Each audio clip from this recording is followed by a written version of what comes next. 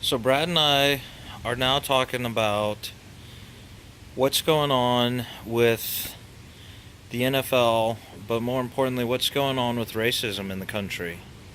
Because we both have some views on this kneeling thing going on in the NFL. Brad, what are your views? I think they were right to protest. They're kneeling down the national anthem in America, and I don't think it's a lot of patriotism or just raising the flag or not being patriotic. I think it's bringing up an issue. We have the right to protest, and the issue that they're protesting about is getting reactions and getting publicity on it, and I don't see anything wrong with it. Yeah, and I think the thing I like about it, there's a thing I like about it and there's a thing I don't like about it. And the thing I like about it is that it's raising, we're not doing it, the NFL players are doing it. And they're trying to stand against racism.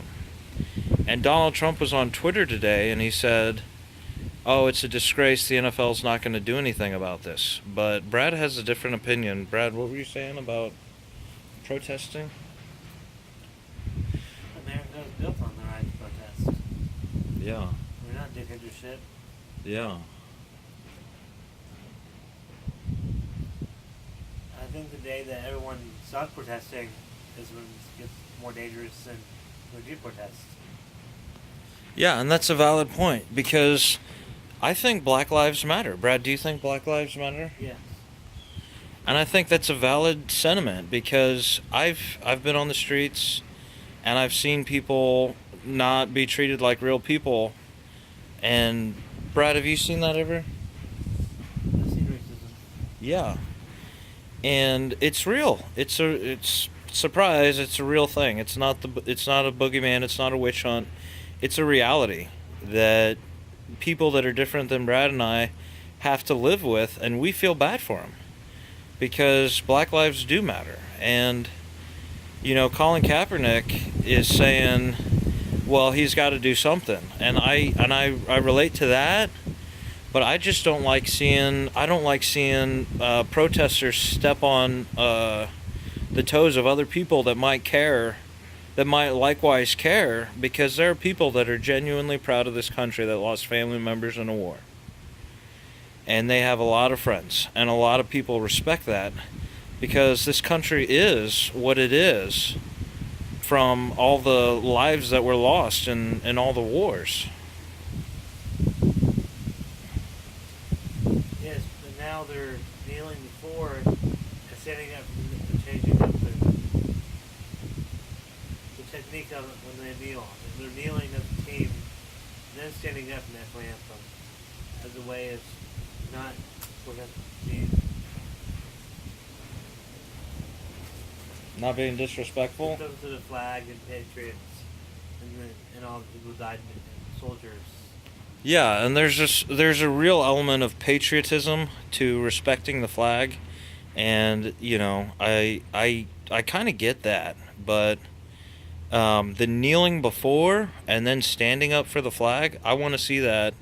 I want to see every player on every team do that, because this is a realm where Africans shine, and they have bigger Achilles tendons, and they're faster and jump higher than white people. I'm a white people, and they're more athletic and they shine in all the professional sports.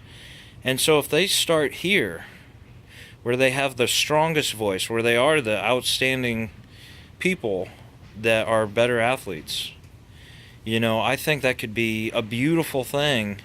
To really, it starts with, they are role models and they are standing for something in this country, and they are trying to follow the protesting regimen, or the protesting schedule of, here's how you begin to spread awareness. Here's how you begin to protest the realities of racism.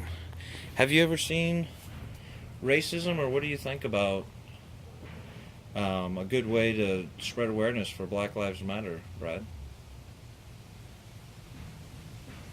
Headbands around your arm. Yeah, and I can't get enough of it because I believe it. I believe that Black Lives Matter. I have friends that I've seen not be treated like a person, and I'm sick of it, and I love seeing a professional realm stand united, and I'd like to see it in basketball and baseball. Maybe not baseball is as good of an example, but basketball sure is, because everyone knows that black people are better at basketball than white people. I mean, do you think so, Red? Yeah.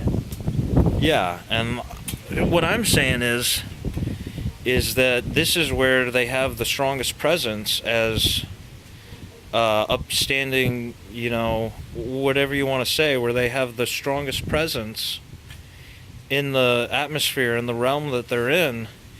And I think if it gets to kids, and it starts getting to kids, that, oh hey, these athletes believe in there being a society without racism.